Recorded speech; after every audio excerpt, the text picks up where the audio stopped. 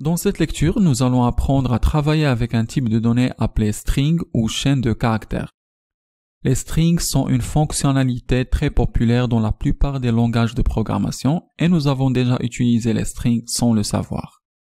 Un string est une série de caractères. Ces caractères peuvent être des lettres, des chiffres ou des symboles. Et ils vont être définis à l'intérieur de guillemets, soit encadrés de guillemets ou d'apostrophes. Mais vous ne pouvez pas les mélanger. Vous ne pouvez pas avoir une apostrophe d'ouverture et un guillemet de fermeture. Cela peut créer des problèmes.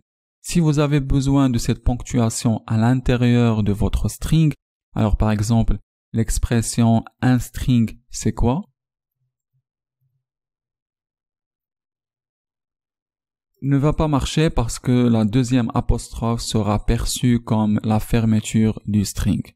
Nous pourrions évidemment mettre cela à l'intérieur des guillemets, car nous ne sommes pas maintenant en train de les mixer. Nous sommes en train d'ouvrir et fermer notre string avec les guillemets seulement. Problème peut être si vous voulez avoir les deux à l'intérieur de votre string. Alors ce que je fais, je mets une barre oblique inverse devant cette citation que je veux garder à l'intérieur du string et je le fais pour chaque occurrence. Alors maintenant, c'est une seule chaîne de caractères. Maintenant, je vais exécuter ça et vous pouvez voir que cela fonctionne parfaitement. Maintenant, la façon dont il est affiché ici, si je copie cela et je le colle de retour ici, ça ne va pas fonctionner. Vous voyez, c'est juste un genre de limite d'une façon que la console est en cours d'afficher ce que j'ai fait. Mais ceci est la façon dont vous devez saisir un string. Si vous voulez inclure des guillemets qui correspondent aux délimiteurs que vous utilisez au début et à la fin. Alors, faire un string signifie que je suis en train de mettre des données littérales entre guillemets ou apostrophes. Mais un string ne doit pas être forcément une phrase.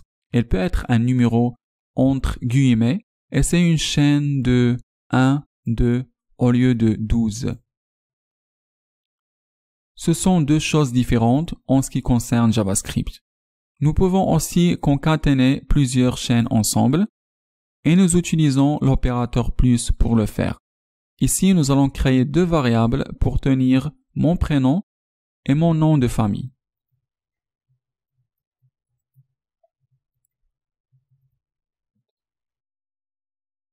Puis une troisième variable pour contenir la concaténation des deux. Maintenant, ils vont être collés ensemble si je ne fais pas un espace entre les deux. Allons donc placer un espace ici et voyons à quoi cela ressemble par l'ajout d'une alerte. Et comme vous pouvez le voir, il a concaténé les deux chaînes et l'espace, tout comme nous avons souhaité et maintenant que nous comprenons les bases des strings dans la prochaine lecture, allons jeter un coup d'œil à certaines fonctions et propriétés des strings qui seront vraiment utiles.